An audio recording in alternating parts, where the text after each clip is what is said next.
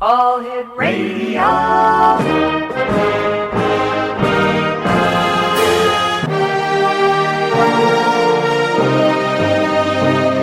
Welcome to the X Zone, a place where fact is fiction and fiction is reality. Now, here's your host, Rob McConnell.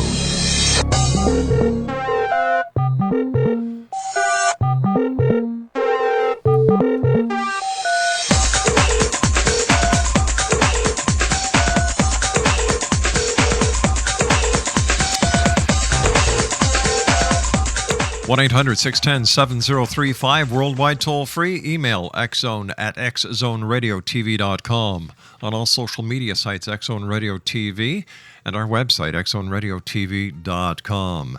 My guest this hour is a gentleman who I've heard so many good things about. Great having him on the show. His name is Dr. Peter Andrew Sacco, and we're talking about a new study that actually shows anger is the most contagious emotion online. Listen to this, Exonation. A 6-month study from China that analyzed more than 70 million tweets found rage is the emotion most likely to spread throughout social media. This is a quote. Rage dominates all platforms and includes the Facebook Rager, the angry Twitter, and the online dating Avenger, all of which are bizarre forms of rage from individuals with an axe to grind, says my guest this hour, Dr. Peter Andrew Sacco. He's a psychology professor here in Canada and formerly in the United States, and author of Technological Rage, his website, www.petersacco.com. That's PeterSacco.com. And Dr. Peter Sacco, welcome to the X Zone. Great talking to you after all these years. Absolutely, Rob. Thanks for having me on, and all the listeners out there, thanks for listening to me today. I hope you're all doing well. Why do people express anger on the social media when once it's out there, you can't take it back? You know what, Rob? That's a great question, and I think it involves two different distinct things. Mm-hmm. First of all, I think it's instant gratification. When it comes to instant gratification, a lot of it is tied to our emotions, where we just want things immediately. And unfortunately, somewhere down the road, we evolved into thinking, hey, we can just express ourselves, even if it's the bad emotion, now. And then the second component that kind of ties into it is the invisibility factor. Hey, Rob, you can't see me. Ha, ha, ha. I'm hiding behind a screen. So guess what? I'm going to give it to you because you can't slap me. It seems that society has turned into a society that demands instant information, instant results, and instant everything. Where do we stop it? How do we turn things around? Or is it too late for any of that? You know what? That's a really, really, really cool question, and I think it's, you know what they say, sometimes when the horse has left the barn and then got out of the yard, it's gone. Sometimes you can't reel her back in. Well, I think with this one here, Rob, I think it ties into, how should we say, this sense of entitlement.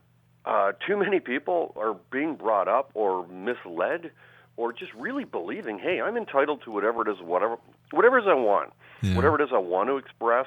And, you know, I'm going to get it. You know, I don't care who I've got to walk over, who gets hurt along the way, as long as I get what I want. But then the problem is with entitlement, Rob, is that a lot of people then look back and say, oh, my God, now I feel bad about this. Now the guilt, shame, or remorse fits in, you know. But it's after the fact. It's like you say, once you tweet something out there, Facebook out there, it's out there. I think one thing that comes to mind is in the news yesterday and today is that the daughter of the airline pilot of Flight 370 is defending her father online from British tabloid newspapers. And we've seen so many cases of bullying that are now coming to light using the social networks.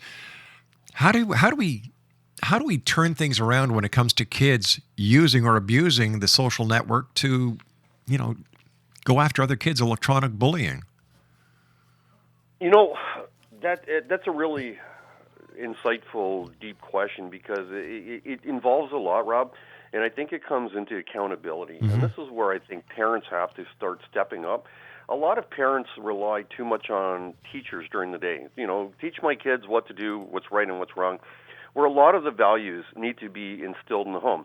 And in fact, when I wrote this book, Technological Rich, which by the way is free on my website, completely free, and Debbie Williams was helping me put this together, I had actually sat on a radio forum in an afternoon that discussed internet bullying and online bullying, where, Rob, it got so bad that some teenagers had committed suicide because of it.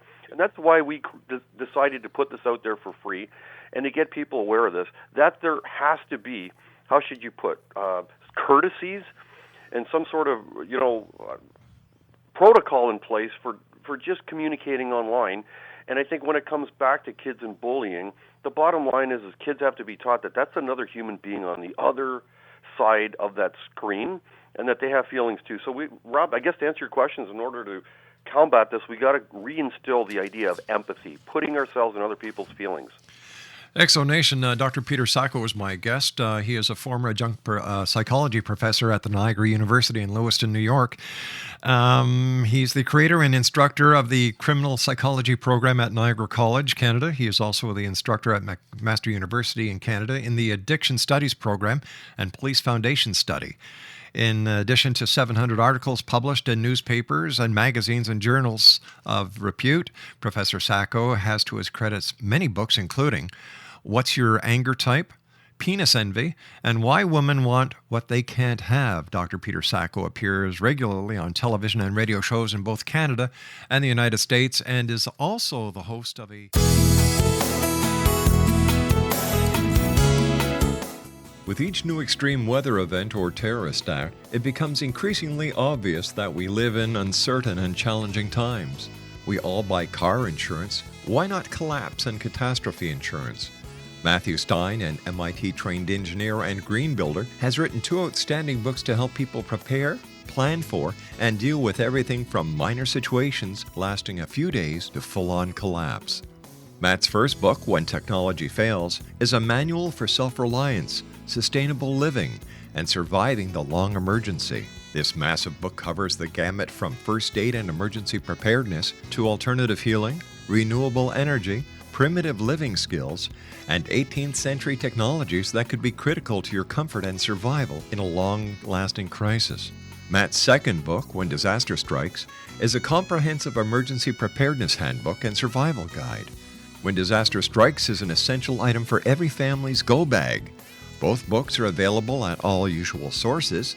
There's a wealth of totally free information posted at whentechfails.com, and author-signed copies may be purchased at mattstein.com. That's www.whentechfails.com and www.mattstein.com.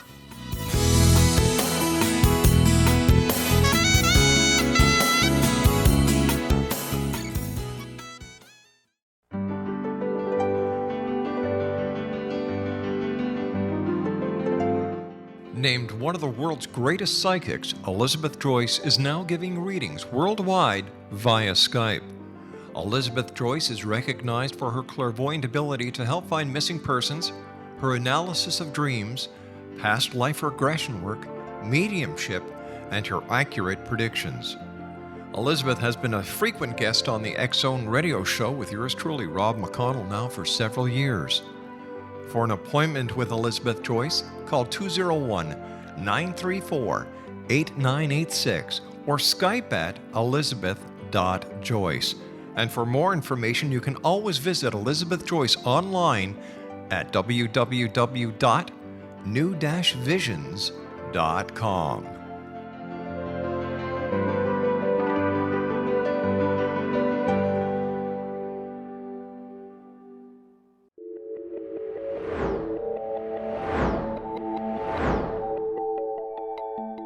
Do you have a dis-ease that you would like to alleviate through a natural means? Have you been contacted by angels, ghosts, or even extraterrestrials and want to validate these experiences? Or would you simply like to speak with someone who can help you find your life's purpose? I'm Dr. Joseph Mara, and I'm offering my services free of charge for first-time clients contacting me during the month of April. These free consultations include angel card readings, guided meditations, life coaching, and energy healing. If you have always wanted to explore these types of experiences but were skeptical or simply could not afford them, then take advantage of this free special offer. Contact me through my website, aguidinglight, spelled LITE.com, to schedule your consultation today. Until then, I offer you love, light, and laughter.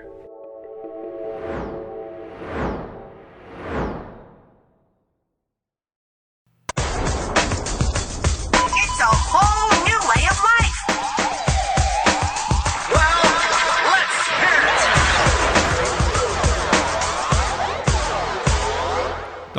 www.petersacco.com is Dr. Sacco's website. We're talking about anger. Well, to start with, anger on the internet. We've all heard about the electronic bullying. We've heard about kids actually committing suicide because they're being bullied, they're being mal-tweeted, they're being abused on Facebook.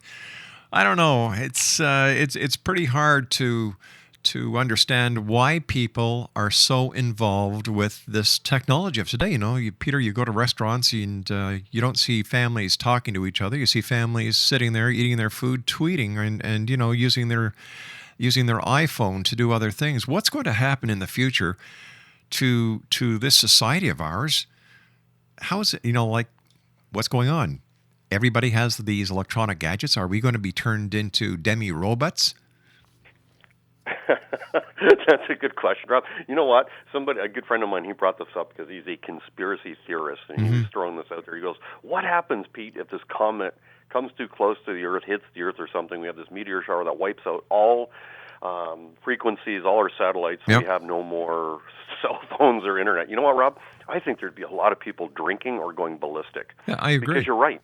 We become, I'm not going to not say me, people in general have become so codependent, and I use that term loosely, codependent on their cell phones where they cannot not put it down for longer than an hour. And it's funny because I talked about it in the book, where in the day, Rob, people couldn't wait. You know, they'd see a yellow light, and they'd be flying through it at a stoplight. It's like, man, I ain't stopping for that. Now people embrace the yellow light so they can check their cell phones. Yeah, exactly.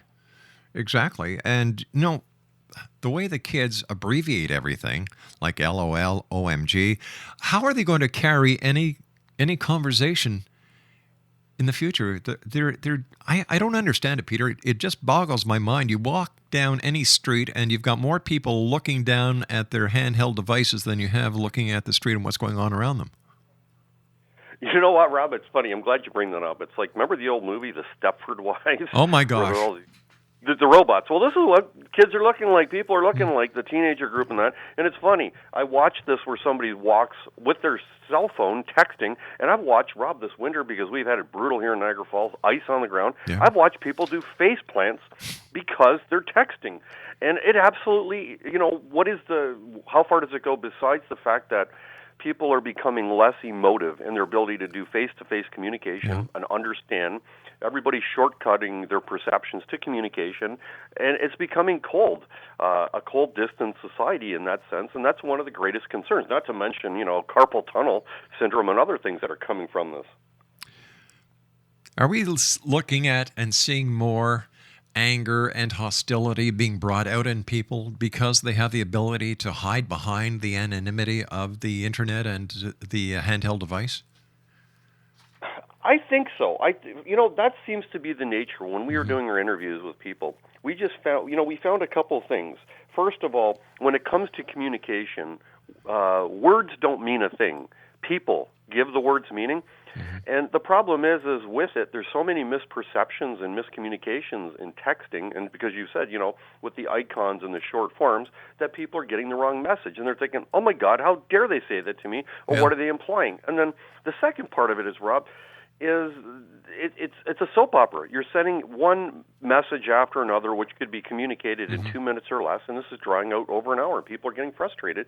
So what you're getting are people are not only addicted to cell phones and texting, but it becomes an anger component which gets tied into the texting addiction, and so anger becomes habitual and eventually an addiction because you get addicted to that feeling. I like the old way where if you wanted to communicate with someone, you did it, number one, in person, or number two, you picked up something called the telephone. And you actually spoke to the person. You could hear the the inflection in their voice, and it's a lot easier to understand if a person is being empathic or if they're being sarcastic or mean listening to them than the words of a cold text. And for the life of me, I don't get it. No, you know, and you're right about that, because when you're texting, you're losing two things. You're losing audio and visual communication. If you and I are talking face-to-face, Rob, we can rely on both, the tone of our voice, the pace, and all that stuff. And body as language. Well as, absolutely, which is about 70 to 80% of all communication is non-communication, which is body language. So with that said, we're eliminating the audio part with texting. We're eliminating the visual part. So all that leaves is your interpretation of a message, and if you don't know the person very well, especially if they're sarcastic, like I've been known to be, and I'm cracking off a joke, they're taking it seriously, and heaven forbid, and I'm a terrible texter, Rob, sometimes I forget to take the caps lock off on it, so I'm sending you a text, and it's like, Rob, it's like, holy cow, I just sent this up to you, and you're going, yeah, Pete, why are you screaming at me? It's all in capitals, and it's not my intention. I've done that using Skype with people. You know, I forget to take the capitals off, and they come back with a sarcastic remark. Well, you don't have to get mad about it. Well, I'm not mad about it.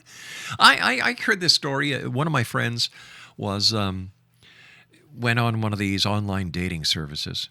Okay, got to start communicating with this young lady. Well, the length of the text that he showed me from this young lady and his replies, you know, like, could have been, it was like a book, for goodness sake. So like, when it comes to dating services, when it comes to all these online chat rooms, are we getting away from the one-to-one? Are we getting away from society? Look, I've even heard of people having sex in virtual reality, and they feel as if they're cheating on their wives. Other people are married to online virtual reality people, and they lead a double life. So are we turning from the world of reality, going to virtual reality and texting to escape the problems that we can't cope with? Yeah, I think that's about right. It kind of makes sense, because as you bring up dating sites, especially online stuff. What it provides two things. Once again, it provides the invisibility factor, and also it provides a sense of anonymity. So it's like, okay, I can feel you out, or you can feel me out, and if we don't like each other, then we never see each other again. Or and the problem is when we were doing the research on this, a lot of women were more open about talking about their plights on online dating. So, oh my God, Pete, like, this is a train wreck. I keep getting lied to, deceived to. It's because, Rob, you can kind of create any character, any persona you want online, and it's like anime. It's like you get to become this fictional character online, and then when these women were going to meet the person, it's like, oh my God, look nothing like the picture, and they're nothing what I thought. And that's part of it, Rob. You create a fantasy illusion when you're existing or endearing this life of what you want online, because it's not real. It's all cyber. All right, it may be cyber, Peter, but there must be psychological implications that the person who's indulging into these virtual lives that are basically it's all fictitious. It's not real. So how does this affect them as a human being? I think a lot of the person that's the deceiver, I think, in playing the games on there, probably to some degree, I would bet the farm on this has a very low self-esteem of themselves. That's number one. And number two, they may have an inferiority complex where in the past they're the ones who were rejected or they've been bullied. And I think the third part of it is, which is really disturbing because some guys actually reported this, is, they say, hey, I go and I use that so I can reject women that way, because it builds me up, so I feel better, so that when I go in the real world, I've got better confidence. So it's terrible that you would treat another human being as a test run or a test subject online, so you can build up your confidence for the real world. And that's not right. No, it's not. So how do we start changing things? How do we start getting people to actually use etiquette online, or etiquette when they're using the social media, etiquette when they're texting? How do we start that going? I think the very first thing, Rob, is you've got to look at it is, okay, if I ran into you in a supermarket or if I ran, into into you in a shopping mall, would I ignore you? That's number one. Or number two, would I be rude to you? And you probably wouldn't. You'd smile, and you'd be courteous. And you see, that's how you have to look at that, is you have to take it to the level that the person on the other end is a warm-blooded, living creature, that's somebody's child, or, they're somebody's mother, father, or something like that. And I think when you put yourself into that, you don't treat them as a subjugated object. Rather, you look at them as a real, true human being. You bring them to your level. So it's all about empathy. It's all about putting yourself in their shoes. And it's all about identifying. And that's the key thing, communication, open communication, and asking questions, which, once again, which is a courtesy, is if you don't understand, clarify. Seek clarification by asking a question to see if the message was what it was intended to be. Are we being totally inundated by the speed at which technology allows us to live our life now? Are we capable of this ongoing speed, the increased information, the abilities that modern technology has given us? Are we there yet, physically and psychologically? You know what? I would say it's a double-edged sword. I would say yes in some respects, that the generations that are coming up that have had this, like you're in my generation, Rob, we're back. We remember beta, vid, oh my gosh, VHS. Yeah, we had rotary phones. So for all these ones that are coming up now, and I see it with my students, oh, heck yeah, they can handle that component. The problem is, though, is they're taking the principles of technology, computer age, and all that kind of stuff, and since they're spending so much time in that domain, Rob, throughout the course of the day, they're applying those same rules and principles into the reality world of dealing with humans, dealing with work, and all that other stuff. And the problem is they're two different universes. They're not the same. The rules of playing each one and existing and enduring and enjoying each world is different. And the problem is you can't do it both ways. So myself, I guess I'd be a dinosaur because I came from the rotary phone generation to dial-up modems, that I can do the communication part really good with human beings in the real world, but when it comes to technology, Rob, I stink at it.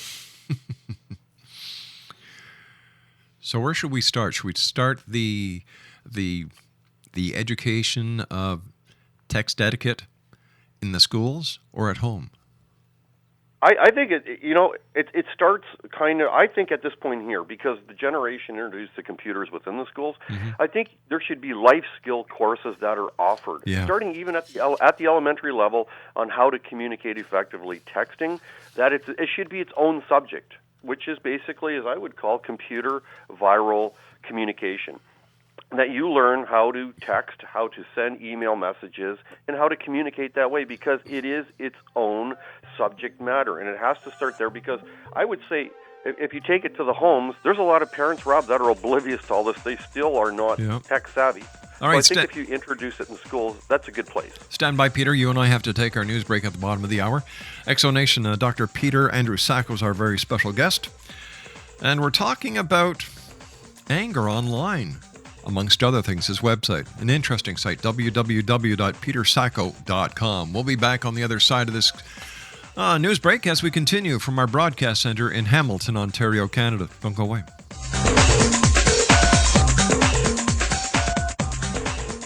Are you considering calling a psychic to read your situation? Then consider David Champion, a psychic medium for more than 20 years with thousands of readings under his belt. David Champion will make you feel comfortable. He has proven to be honest and accurate. He's a straight shooter. There's no guesswork. What he sees is what you get. While he is a medium, most of the calls focus on relationships, not only love, but work, school, neighbors, and more.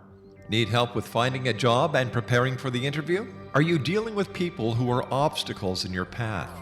For more information, go to davidchampion.com, $1.50 per minute paid by credit card with a minimum of 30 minutes. For your reading with David Champion, call 1-877-702-8598. That's 1-877-702-8598.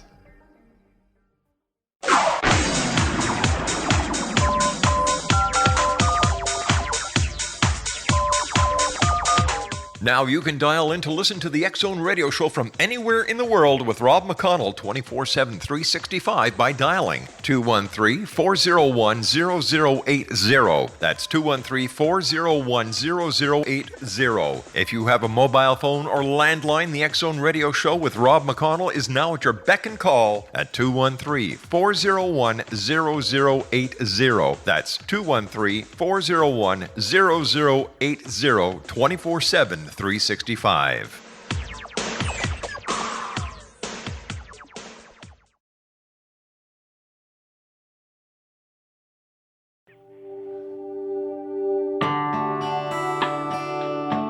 Hi, this is Elizabeth Joyce with the X Zone. This week, beginning March 31st through April 6th, we have eclipses, retrogrades, and the Grand Cross energy. That comes on April 28th, which is going to bring activity and attention to your relationships. On the 29th, the solar eclipse in Taurus will bring a focus on your finances. Your patience will be tested throughout the month because 3 planets are retrograde. Your mind will be on several different issues this month as Mercury zips through Pisces, Aries, and finally Taurus. When Mars is in partnership-oriented Libra, you can expect activity in that area of your life. Be sensitive to the needs of people around you. Aim for harmony and equality in all of your alliances, whether they are emotional or professional. There are 2 very strong, challenging aspects in April, on the 20th and the 21st. Actually, this energy will affect you the entire month, beginning today. For many, they bring stress, nervousness, a crisis, suffering, a dilemma, or other problems. Be sure to stay alert. Avoid all high-crime neighborhoods and people who have been abusive to you in the past. Since the Grand Cross triggers, the water signs expect lots of April showers.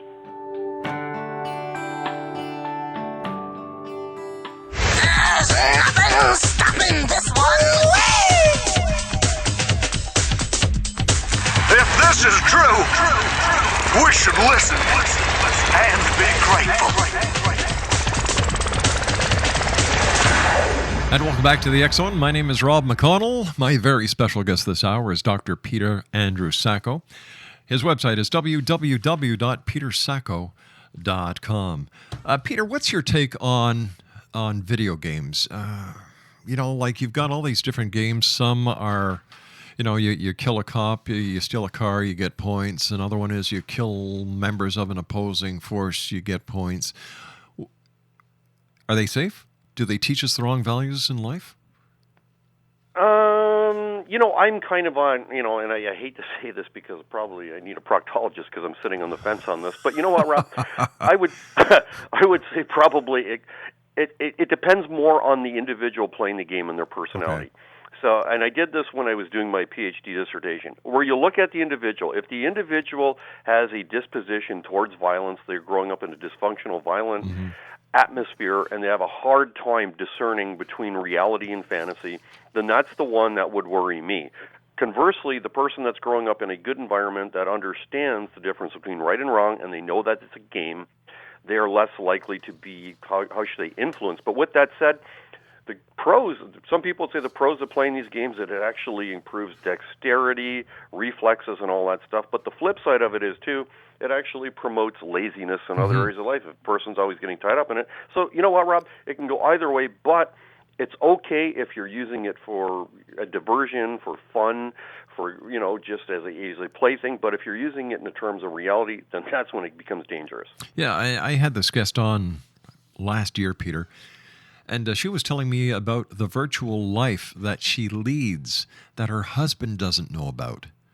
Like in the world of virtual reality, she's married to another man, and while she's married to this man in virtual reality, she's having sexual encounters with 5 or 6 other guys, and she's buying land, and the guys pay her for doing this, that, and the other thing. And then she closes the computer and goes back to her real husband. And I'm saying something is wrong with this picture. I would probably concur.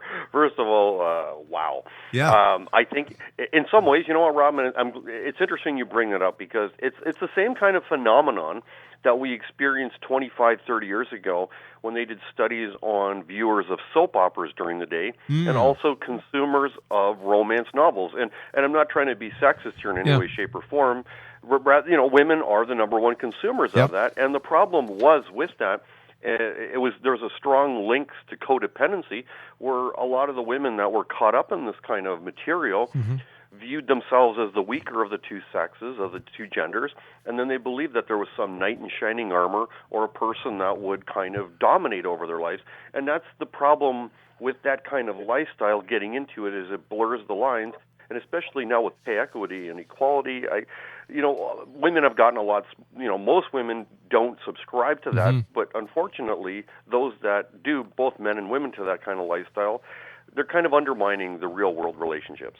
Yeah, the soap opera concept came from the marketing that was being viewed by the soap companies who wanted to get their product into more homes, and they realized, hey, wait a minute, our market is watching this show, so why shouldn't we advertise in it? And that's where the concept of the soap opera came from, was Tide, and what was the other major one? I forget, there were two, but Tide certainly was one of them, who became the major sponsor. Procter & Gamble. There you go. So marketing. I guess it all depends on who your market is and what you want to sell. And what's interesting is that, they market the general rule of thumb, and I think it still exists today, is if you want to market romance, you market it towards the women, because women will subscribe to that more. And if you want to market sex and pornography, you market it to men, because men are more of the visual creatures. That's, basically subscribe to that. And it just proves, in book sales and, video sales. Speaking about book sales, tell me about your book, Penis Envy.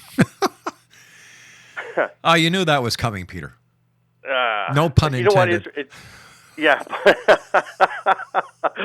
What's interesting, Rob? A lot of people go, "My God, you wrote a book about the penis," and it's interesting in the sense that I'm not the first person to come up with this idea. It was actually the late great Sigmund Freud, the father of psychoanalysis, that actually looked at penis envy in terms of competition, how women felt inferior or painted in inferior positions to men back in the Victorian times. And all the way, if you look up to it all the way up into pay equity and women's liberation, it was still that kind of disjointed separation between men and women in terms of them being treated equally. So myself and my co-authors, we took a different slant on it, because since pay equity's come along, and women are now, and they've always should have been equal with men. I agree. On the same playing field in all areas of life. What we found now, Rob, and we did this book as a tribute to Sigmund Freud and psychologists that studied this, was that what was once created for women, the penis envy thing, is now with men. That you have men that are competing with one another, because they're like, oh my God, he just went and got a Mercedes. I've got to go get a better series of a Mercedes. And we got into all of that, just kind of the quirks that men engage in with each other, this one-upmanship, like this, oh my gosh, we both pull up at the stop sign at the same time. I'm going to let you go. No, you go first, because I don't want to be the weaker of the two. So you got two guys sitting at a stop sign forever and a day, not willing to go because they don't want to submit to the other guy. Oh my goodness.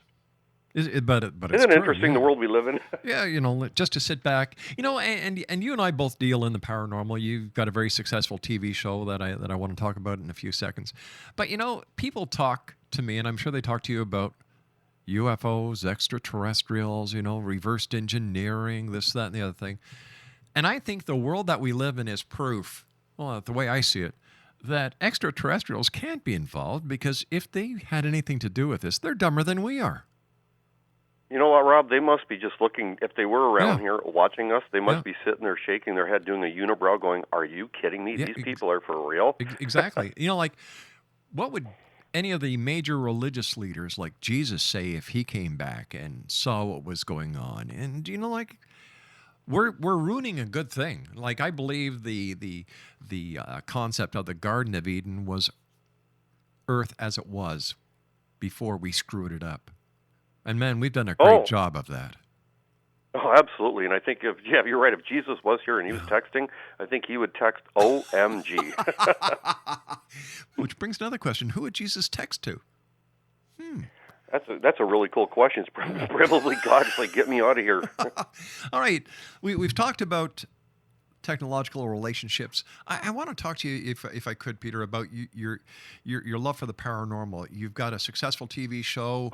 You talk about hauntings in Niagara, which is, in my opinion, one of the most haunted areas on this entire planet. You've got so much. It's so rich. You're working with a great guy that I have the pleasure of knowing and calling a friend, Jack Custers. Where did your love for the paranormal come from? You know what? That's really cool, Rob. When I was a kid, I grew up watching The Night Stalker. Remember the Darren McGavin show? Yeah. Which would eventually inspire Chris Carter to do the X-Files, which I got to say, I am one of the biggest X-Files fan on the face of this earth. So, you combine the fact that I studied policing and criminal psychology, and then I took a couple paranormal or parapsychology courses, and then basically that was the X-Files. That was Mulder, and then I used to have students call me Mulder. They thought it was actually funny.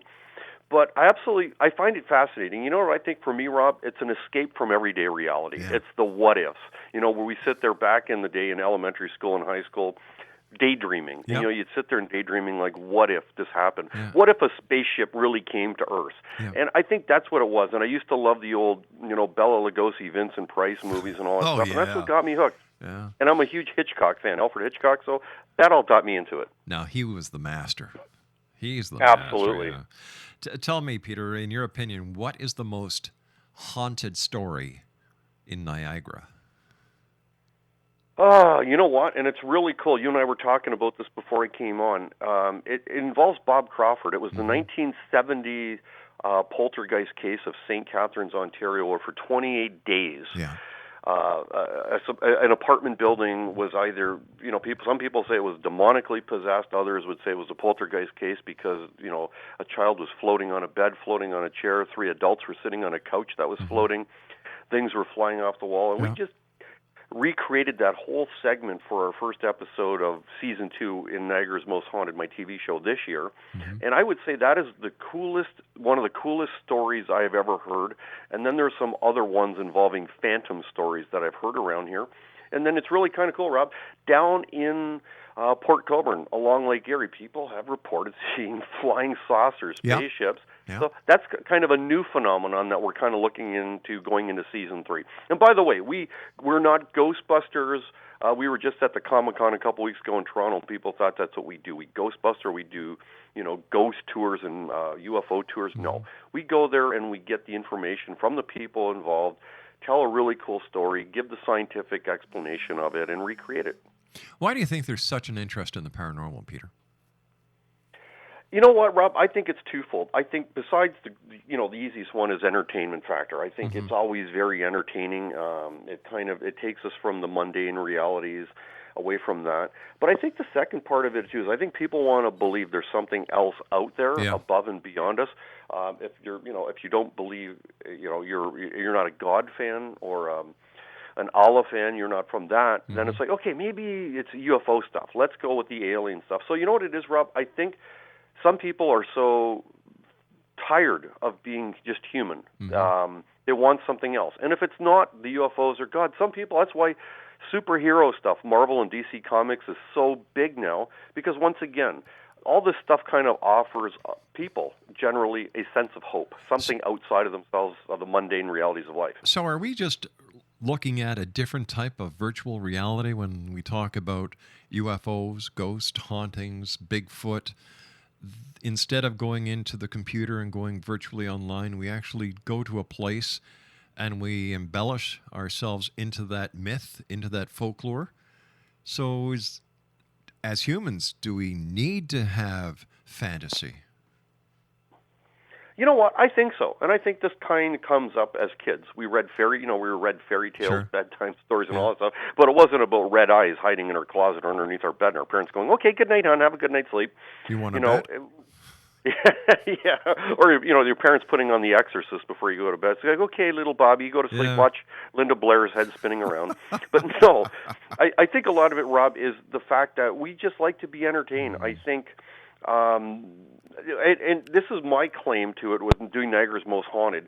I work with a lot of the mayors in this area and the city councils and a lot of the historical places. Our goal was to provide people with a taste of the rich history of the 200 plus years of history from 1812.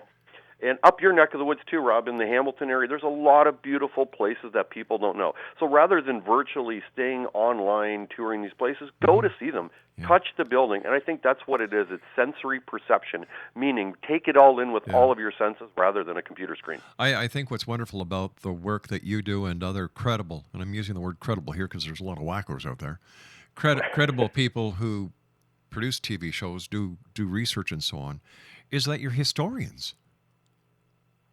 You're keeping the history alive. You know, I remember going on a ghost walk in Fort George, and the people were so enthused. This is where the little girl was seeing this. There was a light at the end of this tunnel, this, that, and the other thing. And at the end of the tour, I said to the tour guide, I said, well, why is everything being seen here when this fort was rebuilt and the other one was 500 feet over there?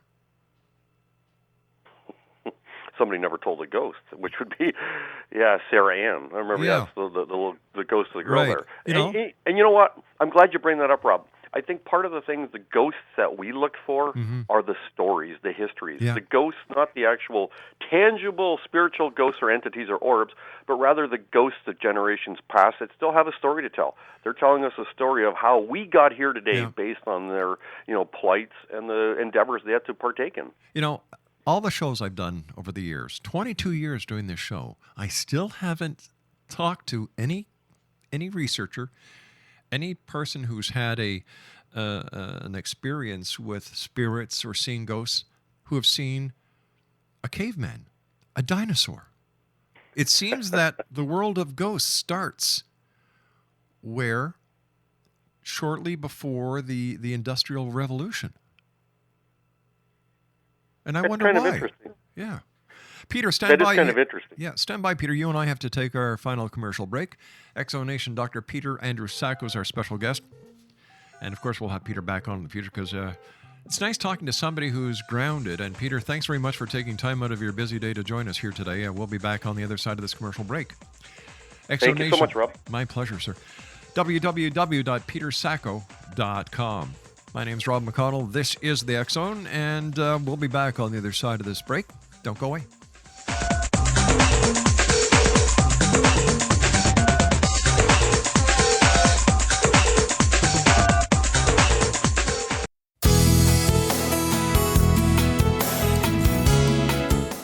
With each new extreme weather event or terrorist act, it becomes increasingly obvious that we live in uncertain and challenging times.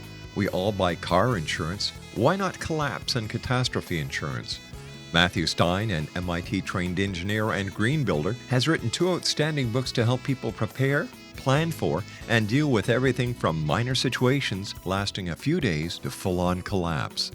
Matt's first book, When Technology Fails, is a manual for self-reliance, sustainable living, and surviving the long emergency. This massive book covers the gamut from first aid and emergency preparedness to alternative healing, renewable energy, primitive living skills, and 18th century technologies that could be critical to your comfort and survival in a long-lasting crisis. Matt's second book, When Disaster Strikes, is a comprehensive emergency preparedness handbook and survival guide. When Disaster Strikes is an essential item for every family's go bag. Both books are available at all usual sources. There's a wealth of totally free information posted at whentechfails.com, and author-signed copies may be purchased at mattstein.com. That's www.whentechfails.com and www.mattstein.com.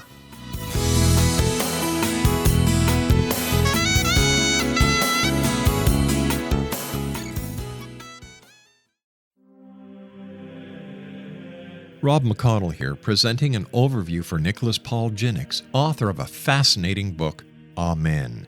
It presents facts revealed by Egyptologists, facts that enable us to understand why Amen is the beginning of creation of God.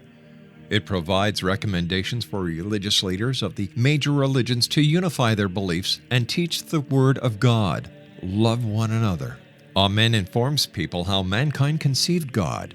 It was the Egyptians that developed the concepts of a soul, a hereafter, and Son of God. And finally, after the worship of many gods, they conceived the belief in one universal God, the maker of all there is.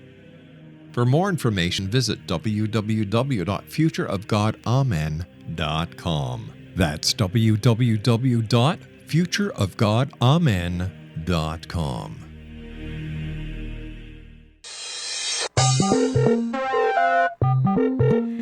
Dr. Peter Sacco is our special guest of this hour. We started talking about internet rage, and we've kind of segued to another passion of Dr. Sacco is the paranormal. And first of all, Peter, thanks very much for being on the show. It's a great pleasure talking to you. Congratulations on all your projects. You're making a positive difference. And once again, give my very best to Jack Custer when you see him later on today. Oh, thanks so much for having me on, Rob. And you gave me an idea. I'm going to write my next book on angry ghosts text. How do you like that? I love it. I love it. Hey, listen, Peter.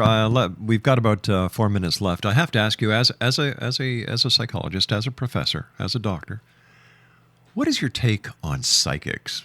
Are they real, or are they all hoopla? You know what? I used to think they were all kind of out there, some of them, because that was just my conception, because what I saw on TV. Mm-hmm. However, I had a woman that is now no longer with us on this earth that was a former student of mine that absolutely told me, I can read you and all this kind of stuff. And I said, yeah, whatever. And then as soon as she started telling me about my life, literally, Rob, undressing me. And I'm thinking, how the hell could you possibly know all this stuff? And then when I later would find out she was involved in major police investigations, then I believed. Wow. So absolutely, I do. And we've actually had a guy that comes on our show, Stan Mello, that has actually done readings. And sure enough, he was right. We brought him to a place, and he nailed it without ever being there. So it was kind of cool. There's a lot of crap out on TV. There's a lot of crap on the internet. I call the internet the largest septic tank that man has ever made. How do people, absolutely, and buyer beware, I guess. Oh, that's it. Buyer beware. Like I was just going to ask you, how can people differentiate between reality when it comes to the paranormal and the junk that's out there? I think you have to trust go with your gut feeling. You know what? Because people go, well, do you believe in psychic stuff? Absolutely, when it comes to trust your gut, because your gut is never wrong usually. So if it doesn't feel right, Rob, and if it sounds too good to be true, you know what the answer probably is. So let's see, tell us a little bit about your show where people can tune in to watch it. Yeah, absolutely. You can check us out on Kojiko, TV Kojiko 10, or video on demand. And you can also visit our website, niagarasmosthaunted.com, where we update it. And we're going to be at a whole bunch of Comic-Cons. Next one, May 2-4 weekend in Toronto. Excellent. I want to thank you so much for joining us, Peter. It's been a great pleasure. Your books are available online as well, I would imagine? Absolutely, at Peter Sacco, petersacco.com. And actually, there's a couple free books on there, including the one on rage, which, we put it out there. We want to make a difference in the world and stop anger from ruling or ruining your life. Yeah, people should take more responsibility. Just because you can't see the person, just because your anonymity is given to you through the internet, doesn't mean you can be rude, doesn't mean that you can be mean. People should be more responsible. And moms and dads, I think that it's a fact that you should teach your children this. And I think that this should also be taught in school, because more and more kids are using smartphones and handheld devices at much earlier ages than even 3-4 years ago. Absolutely, Rob. You know what? Everybody out there listening deserves to have the best quality life that they can have and enjoy life, not endure it or exist. So make the most of your life, and you know what? You deserve to have the best in your life, and it all starts with you. Don't take crap from other people, but at the same time, do unto others as you'd have them do unto you. Peter, I want to thank you once again for joining us. Take care of yourself, and I look forward to having you back on the show in the near future. Thank you so much, Rob, and everybody listening. Thanks so much for listening to me. You guys are great. Thanks, Peter. Bye-bye now. Exonation, Dr. Peter Andrew Sacco. His website is www.petersacco.com. I'll be back on the other side of this commercial break with the news at 6.5 minutes past the top of the hour as we continue here from our broadcast center in Hamilton, Ontario, Canada. Worldwide toll-free is 1-800-610-7035. My email address is xzone@xzoneradiotv.com. On all social media sites, X-Zone Radio TV, and our website, where you can also listen to past shows, www.xzoneradiotv.com. I'll be back on the other side of this commercial break with the news. Don't go away.